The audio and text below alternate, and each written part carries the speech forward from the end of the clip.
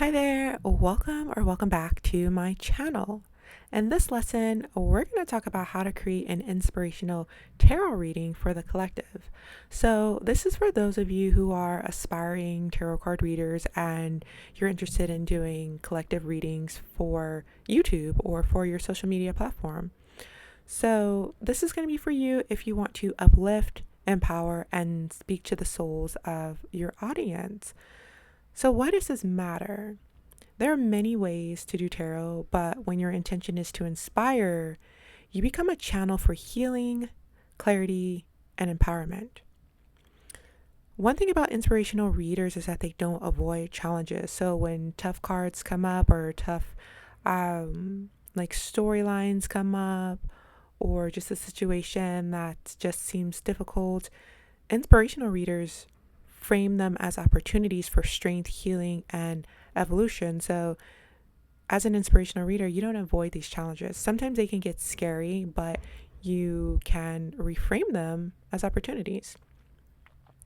So, now I'm going to go over 3 pillars of inspirational tarot readings. The first one is your mindset. So, your mindset is very important. You're not just reading the cards, you're speaking to the souls of your audience.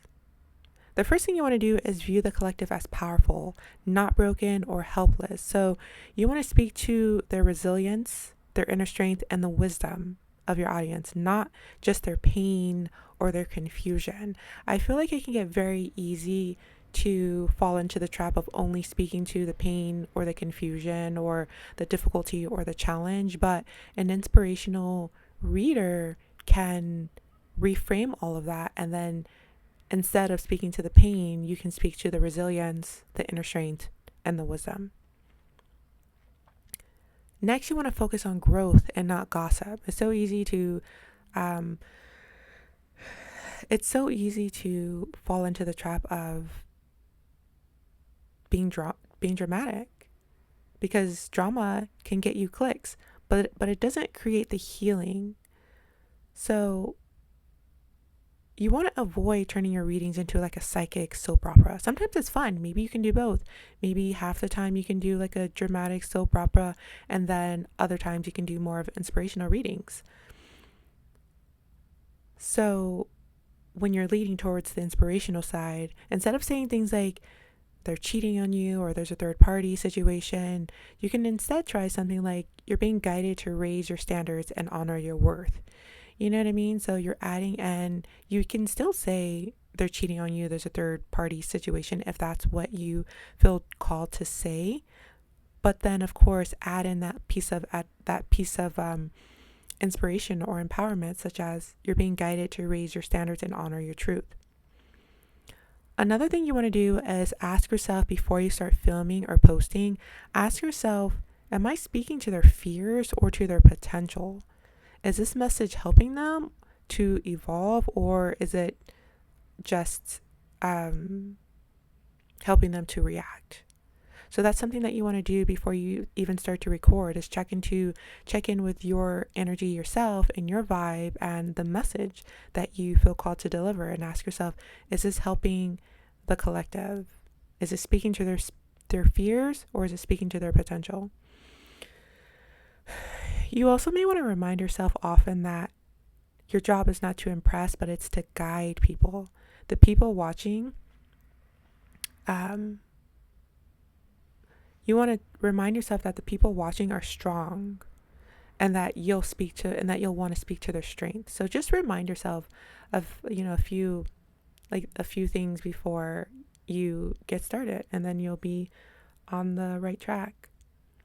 The second pillar is your energy and delivery.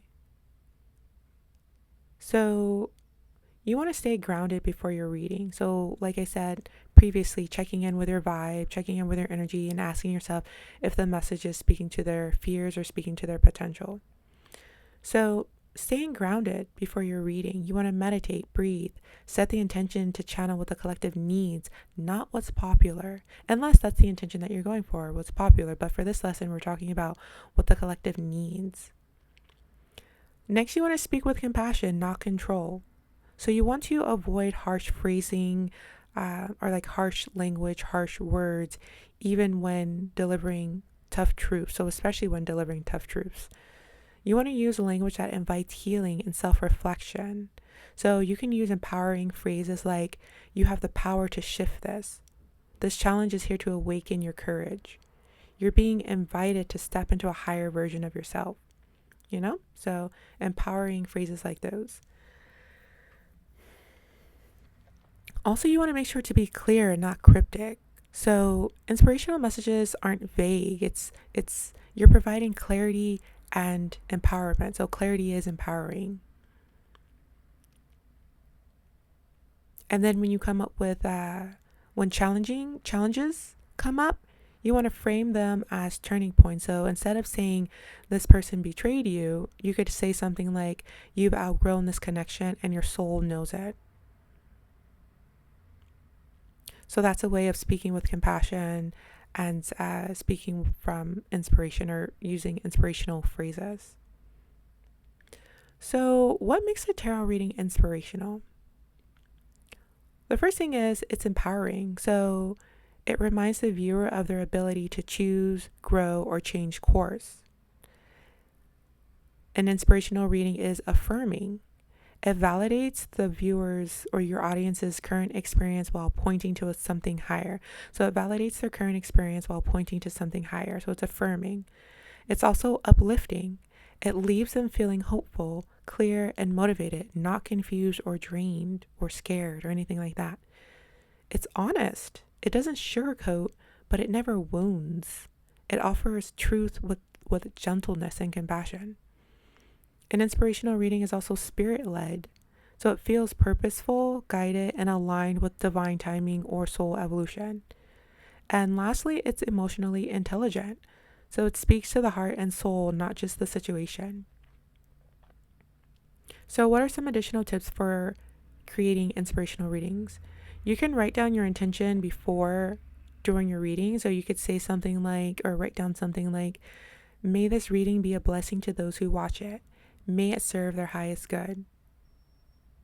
Another tip is you want to speak to your audience or to your viewer as if they're your best friend who just needs a reminder of their strength. You know what I mean? So let your energy say something like, "I see your light." And then at the end of your readings, you can include like affirmations at the end, such as, "You're safe to grow beyond what you've known," or "This ending is an invitation for rebirth," or "You're not being punished, you're being realigned." So you always want to throw in some affirmations at the end or in between the messages, to keep your audience encouraged and feeling empowered. Also, don't be afraid to share a little bit of your own growth. So vulnerability, when done wisely, builds connection and trust. And so one final affirmation for this lesson that you can write down and repeat to yourself before you start your readings is, "I'm here to awaken truth, not fear. I trust the message will reach those who need it. I speak to the soul, not the struggle." So that there is the lesson. Hopefully you've gotten something good from this. If so, don't forget to like, comment, and subscribe. And hopefully I'll see you around in the next video. So until then, take care. Thank you. Bye-bye.